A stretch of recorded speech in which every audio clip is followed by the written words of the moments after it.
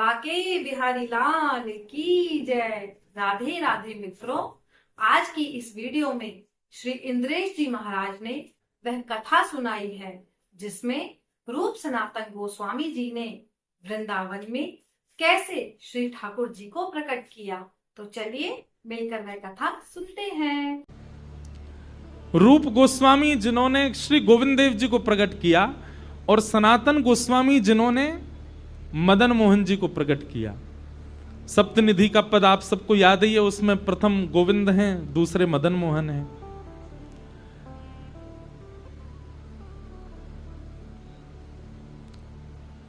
तो रूप सनातन गोस्वामी जो थे ये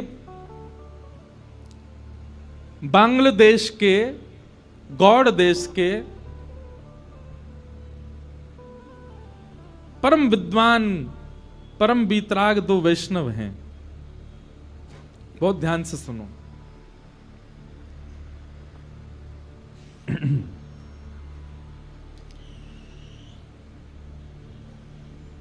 एक मुस्लिम शासक राजा था वहां पर।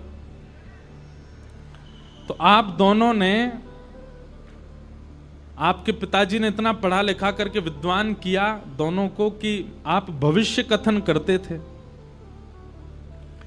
एक राजा को इन्होंने कह दिया कि तुम भविष्य में चल करके बादशाह बनोगे। तो उस व्यक्ति ने इनसे कहा कि अगर मैं बादशाह बन गया तो अपना प्रधानमंत्री आपको बनाऊंगा। और बात सत्य हुई। कुछ समय बाद वो व्यक्ति बादशाह बन गया। तो उसने रूप सनातन गोस्वामी जी को मंत्री पद दिया, अपने यहां अलग अलग पद दिए। उससे हमारा प्रयोजन नहीं। पर रूप सनातन गोस्वामी इतने वैभवशाली थे, आपके पास में ऐसा कुछ भी नहीं है संसार में जो नहीं था। धन संपत्ति परिवार सबसे संपन्न थे। बस एक दिन की बात, दो कारणों से आप वृंदावन चले गए। और वो दो कारण कौन से हैं? पहला कारण,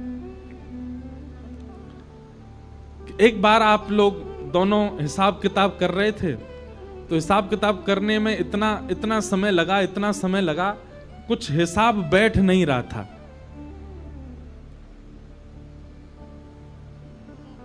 दोनों थक गए। तो एक सेवक को बुला करके आपने कहा कि सुनो, हमारे लिए शरबत बना के लाओ। तो सेवक गया शरबत बनाने के लिए। तो शरबत में चीनी की जगह, बूरा की जगह मैदा डाल लाया और मैदा मिला करके इन दोनों को पिवाई दिया। अब ये हिसाब में इतने व्यस्त थे कि मैदा युक्त शरबत पी गए। इनको पता ही नहीं चला कि इसमें शक्कर नहीं है, बूरा नहीं है। सुबह का समय हुआ। सेवक ने जब सब जगह जांच पड़ताल, मतलब रसोई में जाकर के देखा, तब उसको पता चला, अरे कल रात में शरबत मैंने बनाया, मैंने जल्दी जल्दी में बूरा की जगह मैदा मिला करके पिला दिया। उसको बड़ी गिलानी हुई। तो उसने जाकर के रूप सनातन गोस्वामी, अच्छा, रूप सनातन गोस्वामी जी का नाम रूप गोस्वामी सनातन गोस्वामी नहीं था।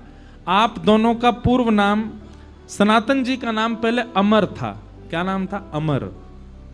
और रूप गोस्वामी जी का नाम पहले संतोष था। अमर और संतोष इन दोनों के नाम थे। तो सेवक ने जाकर के बहुत रोने लगा, कान पकड़, मुझे क्षमा कर दे, मुझसे अपराध हो गया। तो दोनों ने कहा, क्या बात है, तुमने क्या किया ऐसा? बोले, महाराज कल रात्रि आपने शरबत मांगा था। बोले, हाँ। जल्दी जल्दी में मैं उसमें शक्कर की जगह, बूरा की जगह मैदा मिला लाया था। मैदा युक्त शरबत आपको पिला दिया, मुझे क्षमा कर दो। उन दोनों के चित्त में यह चिंता नहीं हुई कि हम मैदा पी गए पानी के संग, बल्कि उनके चित्त में यह चिंता हुई कि हम इस संसार के विषय में इतने ज्यादा व्यस्त हो गए हैं कि रात्रि में हमको इतना भान भी नहीं हुआ कि जल में शक्कर नहीं है, मैदा पी गए। और बोले, अभी तो ये प्रारंभ है, अभी तो हम मंत्री पद पर बैठे ही हैं, तब हमारे साथ ऐसा हो रहा है।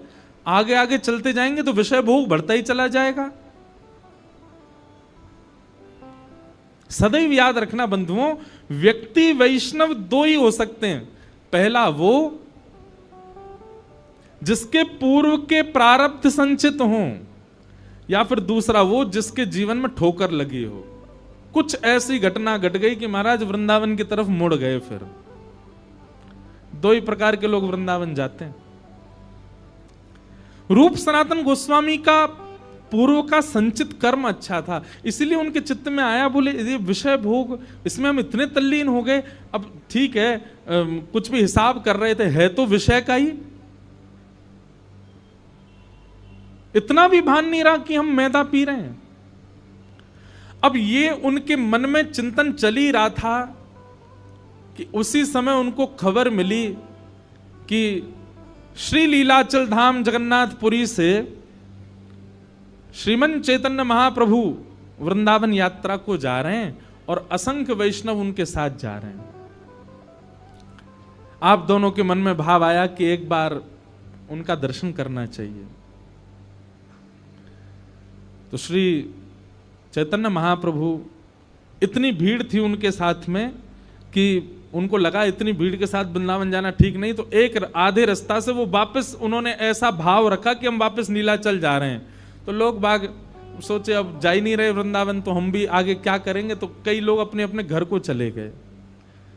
तभी चैतन्य महाप्रभु ने देखा कि भीड़ कम हो गई, तो एक गांव में रुक गए। वो गांव रूप सनातन गोस्वामी का ही था। अमर और संतोष इनका नाम था पूर्व। आप दोनों गए, चैतन्य महाप्रभु के श्री चरणों में जाकर के आपने प्रणाम किया और प्रणाम करके कहा कि महाराज अब ये संसार का विषय हमको भाता नहीं है, संसार के विषय भोग से हमारा मन उठता जा रहा है, हम क्या करें। तब चैतन्य महाप्रभु ने आपको ज्ञान उपदेश किया और ज्ञान उपदेश करते हुए चैतन्य महाप्रभु बोले कि मैं तुम्हारे लिए ही आया हूं, मैं तो वृंदावन जा रहा था, पर तुम दोनों पर अनुग्रह करने के लिए ही मैं वापस लौटा और इस गांव में रुका हूं। तुम दोनों सदा से मेरे हो। तुम्हारी स्थिति ये नहीं है, तुम्हारी गति ये नहीं जो तुम कर रहे हो, तुम्हारी गति तो वृंदावन है, तुम्हारी स्थिति तो वृंदावन है। जितना शीघ्र हो सके वृंदावन चले जाओ। तो हम सनातन गोस्वामी के विषय में पहले चर्चा कर रहे हैं, मदन मोहन लाल जी के। तो रूप गोस्वामी जो थे वे तो एक ही प्रवचन में ऐसे हो गए कि उन्होंने राजा के आना जाना ही बंद कर दिया और अपने एक भाई को संग लेकर के वो वृंदावन चले गए। लेकिन रूप गोस्वामी के वृंदावन जाने से राजा को इतना क्रोध आया, उसने सनातन गोस्वामी को अपने यहां कैदी बना लिया। ठाकुर जी ऐसे ही प्रकट नहीं हो जाते, ऐसे ही नहीं मिल जाते। बहुत पापड़ बेले हमारे आचार्यों ने, बहुत कष्ट सहा आचार्यों ने, तब जाकर के सप्तनिधि प्राप्त हुए हमें।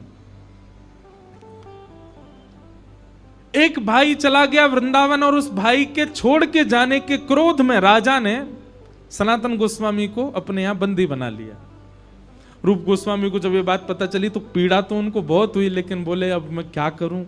पत्र लिख करके भेजा, बोले भैया किसी भी प्रकार से जो आप कर सको आप वहां से निकल करके वृंदावन आ जाना।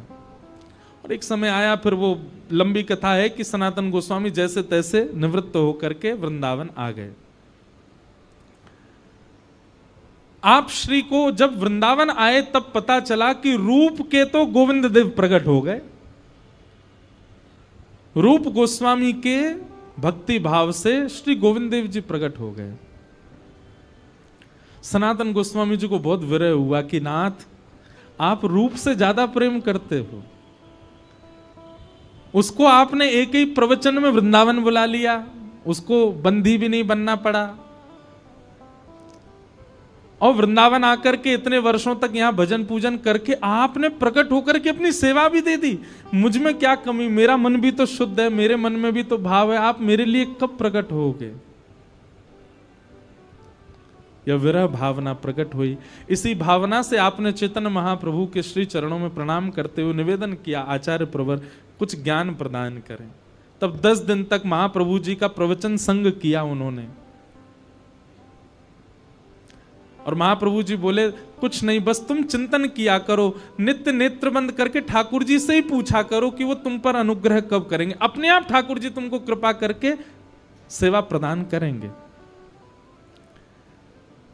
सनातन गोस्वामी, अच्छा रूप सनातन ये नाम चेतन महाप्रभु ने ही रखे थे दोनों के।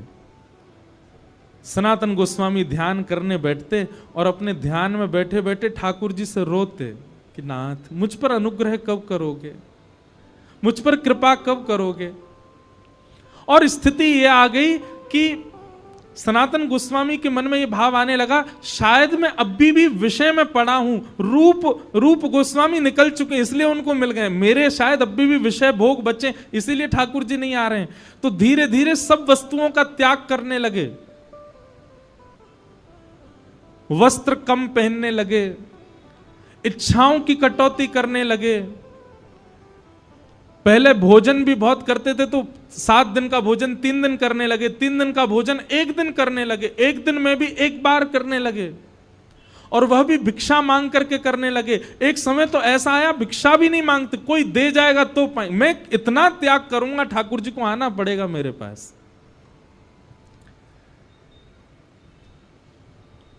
इतना त्याग किया, इतना त्याग किया। सनातन गोस्वामी के उस भाव से ठाकुर जी रीझ गए। एक दिन सनातन गोस्वामी बैठ करके भजन कर रहे थे, तभी देखते हैं कि आपके मनोभाव में त्रिभंग लली श्याम सुंदर प्रकट हो गए। और जैसे प्रकट हुए आपने दौड़ करके चरण पकड़े, अभी मन में ही चिंतन कर रहे हैं, दौड़ करके चरण पकड़ लिए और पकड़ करके कहा, नाथ मुझे कब मिलोगे आप, मुझे कब दर्शन दोगे आप।